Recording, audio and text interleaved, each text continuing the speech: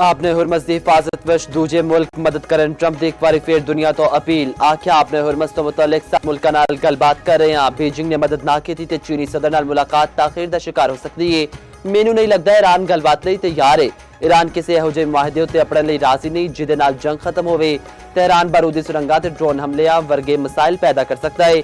Trump दी हुरमस खुलवान लई मामले विच नीटो नूं भी धमकी आख्या इत्तेहादी मदद करन नाकाम रहे ता नीटो दा मुस्तकबिल बड़ा बुरा होवेगा। बरतानवी वजीर आजम दा अपने हुरमस खुलवान लई बहरी जहाज भिजवान तो साफ इनकार।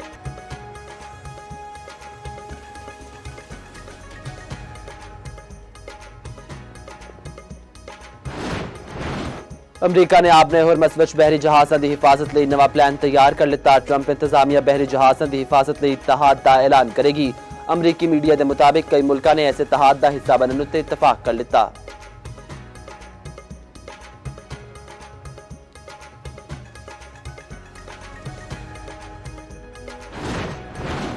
ट्रंप के दावे के मुताबिक जे ईरानी बहरिया खत्म हो चुकी है तो हिम्मत वखान ते खलीज फारिस विच अमरीकी बहरिया भेज के वेख लैन। ईरानी पासरान इनकलाब ता अमरीकी सदर डोनाल्ड ट्रंप नूं चैलेंज आख्या असी 10 साल पहले तैयार किए गए मिसाइल इस्तेमाल कर रहे हैं। हजे जून 2025 के बाद तैयार मिसाइल इस्तेमाल विच नहीं लियाए।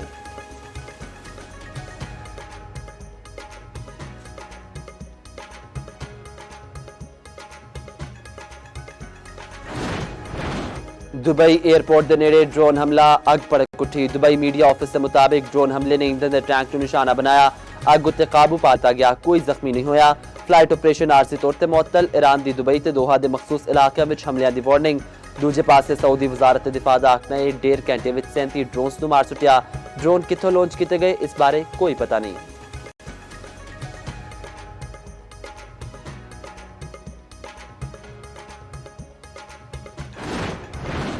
तीजे वनडे विच पाकिस्तान नूं 11 रन तो शिकस्त। बांग्लादेश ने सीरीज 2-1 नाल अपने नाक की। 291 रन ताकुब विच पाकिस्तान की पूरी टीम 279 रन बना सकी। सलमान अली आका ने 106 रन की इनिंग्स खेली। साद मसूद ने 38, शाहीन अफरीदी ने 37 तो अब्दुल समद ने 34 रन बनाए।